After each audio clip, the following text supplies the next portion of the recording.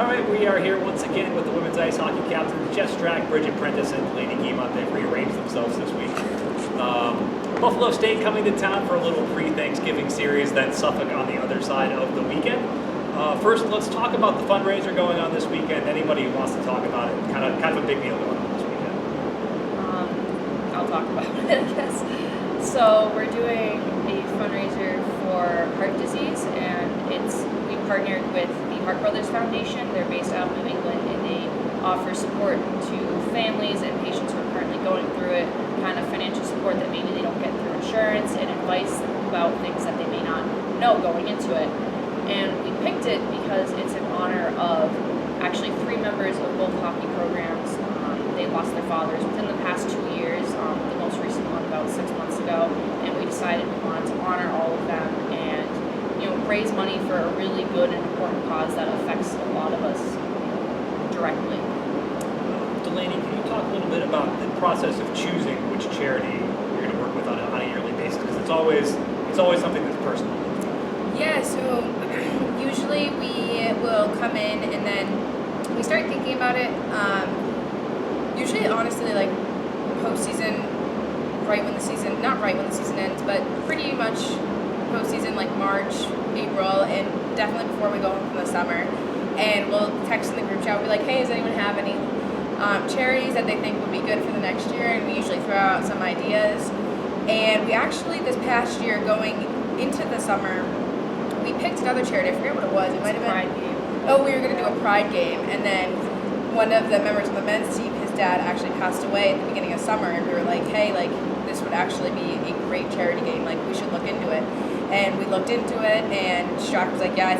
Strack and Bridgette were like, yeah, that's a great idea. We talked to coach about it, and then the men's team got behind it, and so we all just really fueled behind this idea, and that's kind of sometimes how they just come up. It's always like kind of we all broadcast ideas, and then collectively we all come together with one, and every year they've been turning out really well.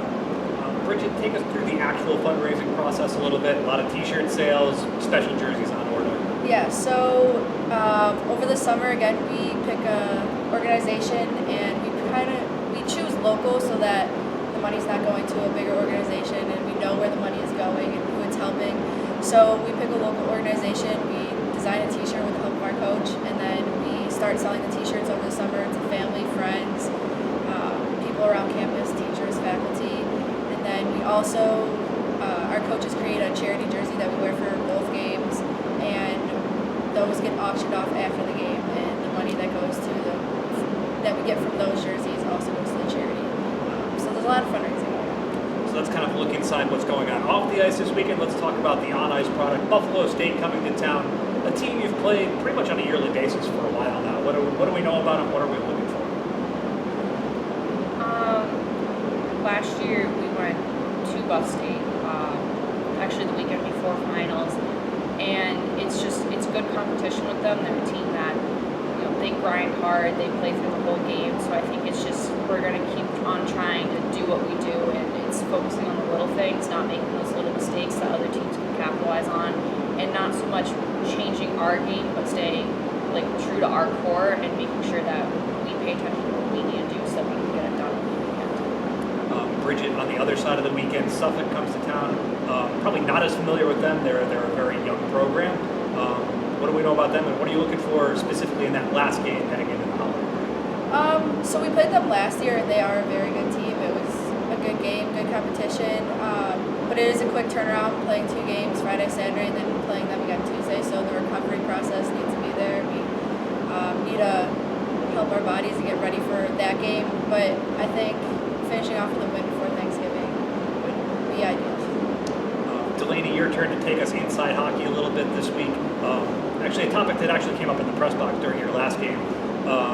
We were talking a little bit about net front responsibilities split between you as a defensive pair and usually the centers on the ice as well. Can you talk us through a little bit about who manages that high scoring area in front of the net and how you guys communicate to try to keep goals on the board? Yeah, so in our defensive zone, we play what we call man-to-man. So every single person gets one number on the other team. So say I am out with number 5, I stay on number 5 the whole time. So if she gets that puck and she decides that she wants to skate out to the top of the blue line, and then the person at the top of the blue line, that defenseman moves in front of the net into the high scoring opportunity. It's my responsibility to stay with my girl, and then that wing or center who's ever carrying that other girl will have to follow her into the slot. So it's really everyone's individual responsibility on where their person goes. But of course, when you're inside the house in that scoring area, it's everyone's responsibility to kind of keep an eye and call out for each other. But when they do make switches and skate around the zone and in and out of that scary area very fast, it's really important for communication and talking. So I can take us inside that communication. How often are you switching off defenders? How often are you talking about who's dangerous on the net? Well, personally, I'm screaming a lot on the ice. And a lot of our defense were really good at talking and communicating to the forwards, and the forwards really like it. They're like, yeah, yell at me if I'm in the middle, if the boards are open, and so we use communication a lot. Switches, we try to keep it down to a minimum. Like if they're just switching and they don't have the puck, it's one thing. We don't have to go with them. We just yell like, oh, switch, switch. But if you're skating with the puck and they're in the dangerous shooting area, you never switch. You just stay with your man. And Jess, actually, I want to follow up with you on that. As the goalie, you're the only person on the ice who has all of that in front of you.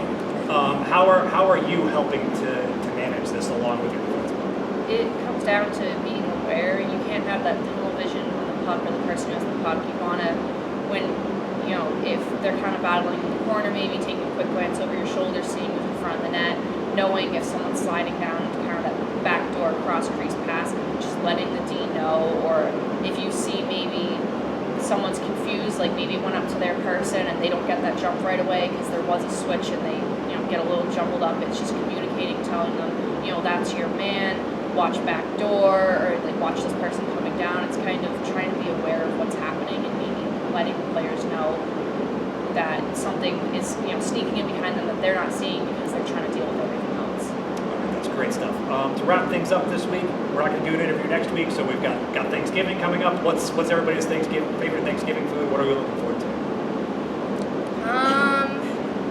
I got a couple favorites. I really like turkey and gravy. Particularly, I like the skin on the turkey too.